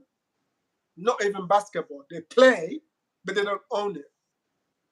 So I think the biggest mistake Martin Luther King did is it fought for the right of African Americans to be able to mix with white people. But if you don't have money to eat in a restaurant, what good is it if someone did a law to say you can go in there to eat? They did not fight for economics. That's what you should have fought for, to make sure black people had opportunities to make money. Because if right now you go and fight for me to be able to live in a white neighborhood and the homes in that neighborhood are $3 million, what have you fought for? I can't live there anyway. Like, you need to make sure that I have opportunities to make $3 million so I can decide where I live. So I think the civil rights movement did a lot of great stuff, but they did not fight for economic redistribution. That would have been the biggest thing they fought for. They fought for the mere black people and white people being able to mix together. If Equality. equality, if the local private school is $50,000 a year and someone has fought for your kids to go there, but you're making $20,000 a year, how do you get in there? It's money. The new color in America is green, and that's what we should be all be fighting for. Black, white is just a distraction. Let's get to the green. Let's get the money. Let's get social mobility. Let's get laws passed to make sure black businesses are funding, and then we can actually do great things as black Americans in America. Let's get to the money, man. It's a money thing. It's nothing. Forget the race. Forget the anything. It's money. Everything na money.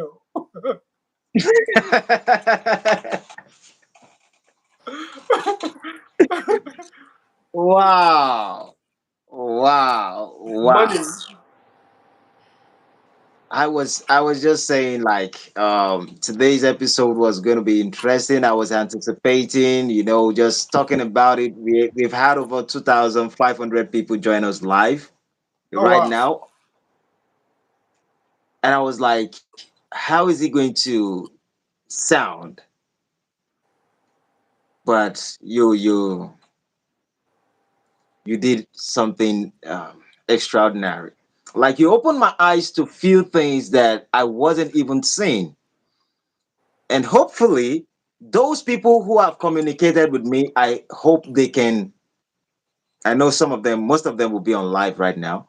I hope they can learn because I am trying to, sometimes I realize that certain people have this trauma stuff, and regardless of how you try to fix them and you correct them and you tell them, like, this is how you have to navigate. Maybe I never had enough information. I was just Mhm. speaking as an African person. But every perspective you came out from, it kind of broadens my understanding of the bigger picture to a certain degree.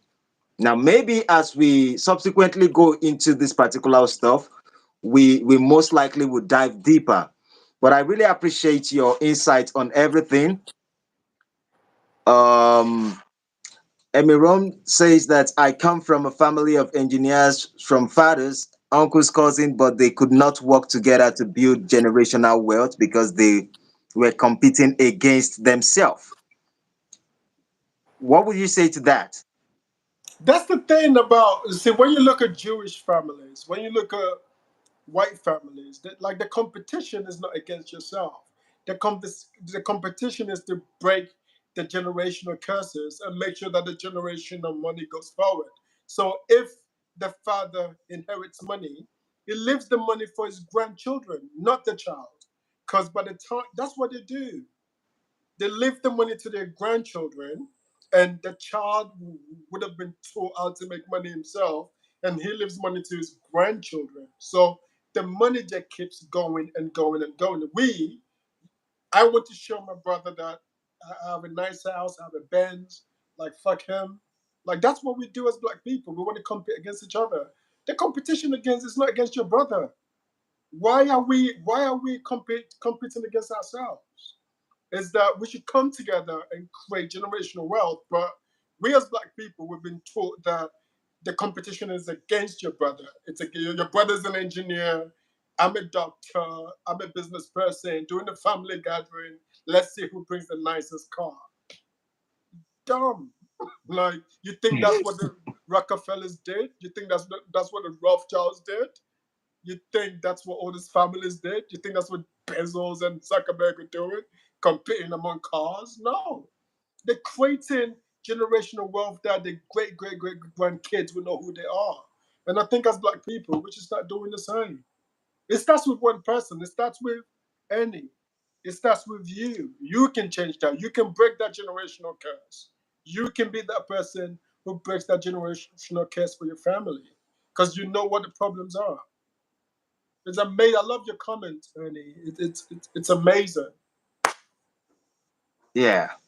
Thank you very much. I've taken a lot of your time. I'm sorry we never planned for 2 hours, but I And took a lot of your anyone who time. likes to I'm hear sorry. more about the things I say, join my page. I'm the enlightened one. I'll be coming here from time to time to talk about a lot of stuff. I'm also working on my own page, but it's the enlightened one. It's connected to this, and I'll be coming here from time to Yeah. time to talk about different things. I think we have a lot to talk about. Yeah. What we're going to do, I think maybe after live or maybe tomorrow, I would discuss few things about YouTube stuff, and then we can proceed from there. But let's just make it a good night to everyone. For those of us who have joined us live, thank you very much. Thank you, Enlightened One, for joining us today. If Thank you you very haven't much. subscribed, yeah, subscribe to the channel. My regards to the family, and please take good care of yourself. We're definitely going to talk tomorrow and differently on something else. Have a great night. Thanks Thank very you. much. Thank you, everyone. Yeah. All right. Bye for now. Bye, Ernie. Yeah.